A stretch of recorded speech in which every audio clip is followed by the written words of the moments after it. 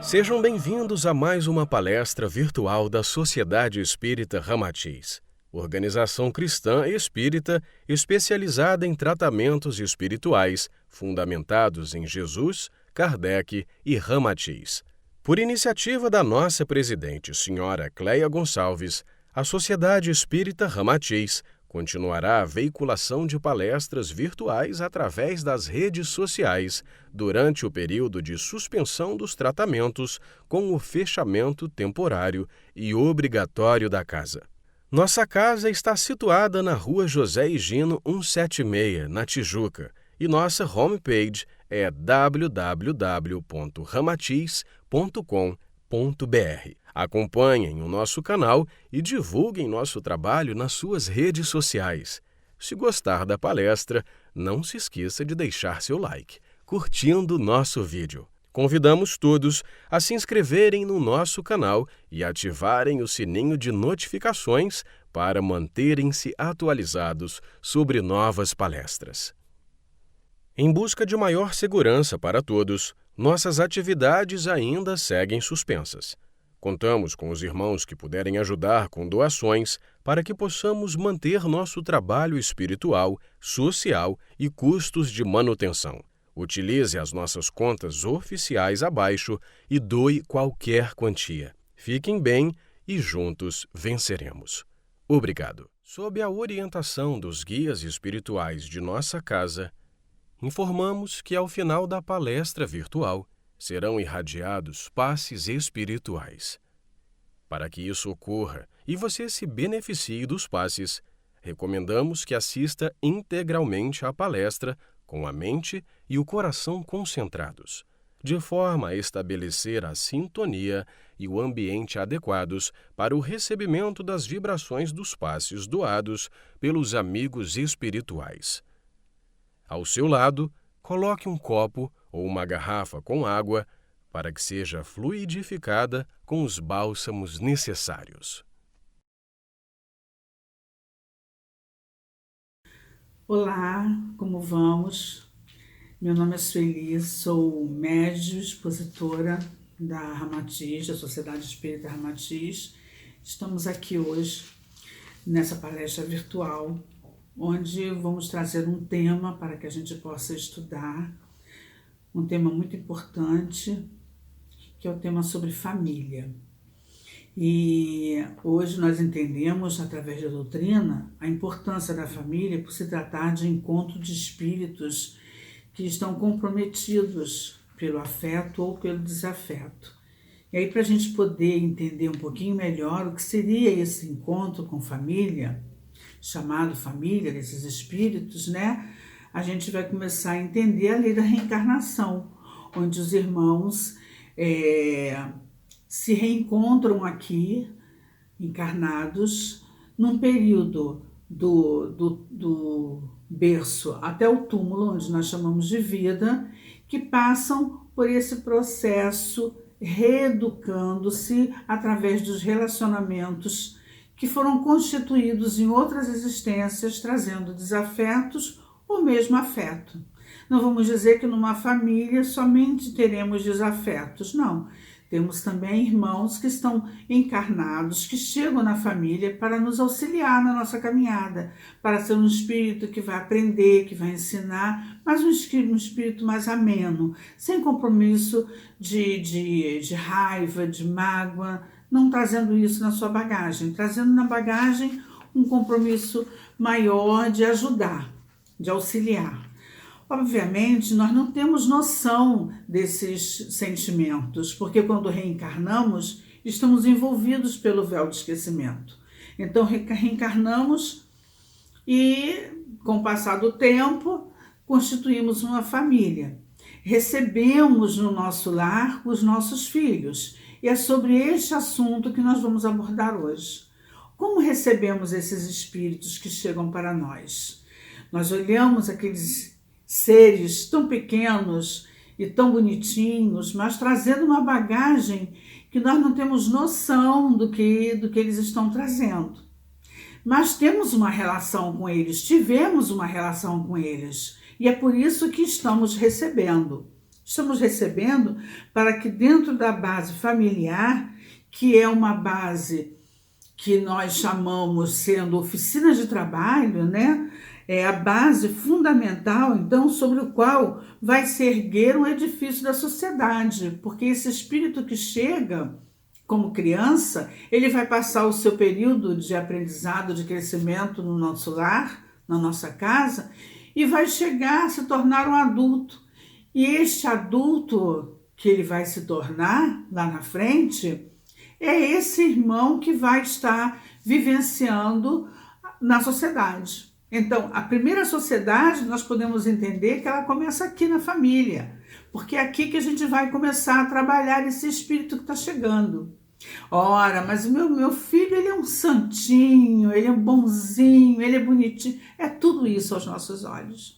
Mas é um espírito milenar que está trazendo na sua bagagem, né, as imperfeições do egoísmo, do orgulho e com outras tendências que nós não sabemos, como eu já disse anteriormente. E aí, essa família, né, nem sempre compreendida, como diz Joana, especialmente nos dias atuais, permanece como educandário de elevado significado para a formação da personalidade e desenvolvimento afetivo, mediante os quais torna-se impossível ao espírito encarnado a aquisição da felicidade. Quer dizer, se eu não conviver com esses relacionamentos, eu não vou realmente conseguir evoluir, eu não vou conseguir crescer. Vamos entender isso de uma forma prática. Eu tenho na minha família meus filhos e não sei qual a ligação que eu tenho com eles. Quem são meus filhos? Não sabemos. Mas eu posso observá-los e, através dessa observação, verificar quais as tendências que esse meu filho está trazendo. Né? E não vou dizer só meu filho, não, porque a gente diz que o responsável pela educação na família seja somente os pais. Mas os avós também têm um peso muito grande, as tias, as madrinhas, o cuidador daquela criança tem uma relação grande com ele. Então, é preciso ter olhos, como diz Jesus, né, para ver e conseguir enxergar além do corpo material, do corpo físico, o que aquela criança está trazendo de tendência. E a gente observa quando eles começam a brincar com os amiguinhos, né, dentro de casa, com os irmãos, no relacionamento que ele começa a demonstrar, na agressividade que ele começa a trazer. Isso são sintomas que a gente começa a corrigir. E aí a gente fala assim, mas vai corrigir como? Como vai trazer uma criança que a gente percebe que está trazendo mágoas? A criança traz na bagagem uma tristeza. Você observa uma criança, ela está triste num cantinho sempre. Por que será que ela tem essa tristeza? O que acontece com ela? Por que ela está demonstrando esse seu sentimento tão, né, tão assim, de tristeza, de um sentimento pesado? O que está acontecendo com essa criança? Esses olhos nós precisamos ter. Esses olhos nós precisamos ter para socorrê-los, para ajudá-los, porque aí eu vou falar de um outro assunto que emenda com esse quando a gente fala qual a responsabilidade dos pais ao receber esses filhos, qual o dever que eles têm, né? Como é que eles vão se envolver com esse relacionamento e ajudar essas crianças. Ora, os pais hoje trabalham fora. Nós temos uma vida muito agitada para trazer um conforto melhor para essas crianças. É isso que o pai quer, ele desenha, né? Aliás, quando a gente começa a pensar na gravidez de um filho, quando o filho começa a chegar, nós mudamos o nosso comportamento completamente. Nós mudamos porque aí nós dizemos, eu vou procurar fazer e dar o melhor para os nossos filhos. Só que o nosso melhor nem sempre é aquilo que o filho, na verdade, está precisando para se desenvolver e para se transformar moralmente. Porque esse é o nosso objetivo. E aí, eu lembro que uma época a gente falava para os filhos assim, faça o que eu falo, não faça o que eu faço. Hoje em dia não é mais assim. Porque as crianças já chegam, né, no nosso lar com um chip super atualizado. Eles já vêm com os olhinhos abertos, já vêm compreendendo uma série de coisas. só faltam vir falando, mas levam muito pouco tempo em relação a um bom tempo atrás, que eles não falavam, que eles ficavam num quartinho escuro por causa da vestinha fechada. Hoje é outro. A evolução é outra, traz outra necessidade. Então, esse filho que chega, que está chegando, que está trazendo essa bagagem, ele está com esse chipzinho dele já atualizado. Nós não sabemos quem são, como eu já disse, mas precisamos ter os olhos para ver, para enxergar. E qual o meu dever de amparar esse filho? É olhar e me comprometer, porque esse comprometimento aconteceu lá no plano espiritual. Eu me comprometi em recebê-lo e ele se comprometeu em vir como meu filho. Aquela fala que a gente ouvia antigamente dos filhos dizendo, não pedi para nascer, pediu não, realmente não pediu, implorou para nascer. Implorou para reencarnar, porque a reencarnação é uma lei bendita, misericordiosa de Deus, que nos dá a oportunidade de transformação. E aí dentro desta família, que é um cadinho redentor, é onde nós vamos começar essa transformação. Aí eles chegam trazendo essa bagagem de ódio, de amor, demonstrando tristeza, alegria, demonstrando mágoa, demonstrando medo, né? Por que uma criança chega sentindo tanto medo quando começa a caminhar, quando começa a ver as coisas? Porque tem medo de tudo. Então, essas crianças precisam ser socorridas. Na doutrina espírita, nós temos diversas situações para auxiliar esses irmãos. Então, nós temos o próprio tratamento espiritual para a criança. Teve uma época que eu conheci uma moça que ela tinha uma filha que chorava muito no colo dela. Ela conseguia se aproximar dessa criança, a menina, e ela fazia de tudo, tratava a criança com carinho, dava tudo, ficava, mas ela não podia se afastar da criança. A criança chorava demais. Ela botava a criança no berço, sozinha, a criança ficava bem, mas quando ela chegava para tentar, para ajudar a criança estava chorando. Então ela não entendia, ela achava que ela fazia mal à filha. E aí ela foi até na Ramatiz na ocasião, isso deve ter alguns anos, bons anos.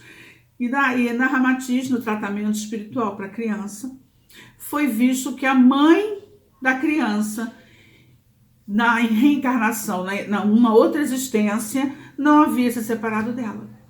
Conseguiu se encontrar, os espíritos se encontraram.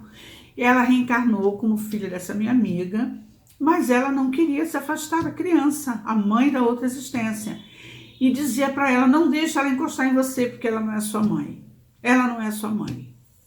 Então, ela chorava, ela sofria, tinha muitos sentimentos, e isso foi fazendo com que ela ficasse cada vez mais triste, e essa situação da mãe não chegar perto. E na Ramatiz ela fez o tratamento. Então esse espírito que estava ao lado dessa criança foi devidamente orientado, né?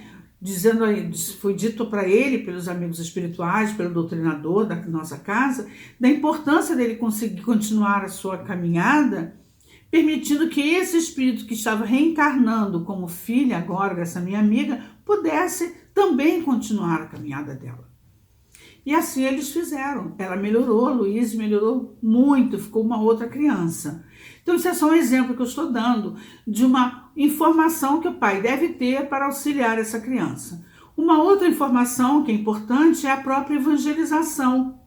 Então a gente fala para os filhos, né, que da importância da evangelização. Sim, vamos levá-los. É um compromisso. Não tenho tempo. A gente não tem tempo de uma série de coisas. Mas nós temos que ter tempo para cuidar dessas crianças que estão sobre a nossa responsabilidade. Lá na frente, se a criança, tornando-se um adulto, cometeu um equívoco e não continuou caminhando dentro das edificações morais que nós estamos passando para ela, nós fizemos a nossa parte. O nosso compromisso com a espiritualidade, conosco mesmo, foi cumprido. Cabe a esse outro espírito que está caminhando ter o seu próprio livre-arbítrio, mas o nosso compromisso de colocar esse espírito num caminho, conhecimento da fé, envolvimento com Deus, aprender a respeitar o próximo, aprender a conviver em sociedade. Não é responsabilidade de um professor, de um educador fora da casa educar os nossos filhos. A responsabilidade é nossa.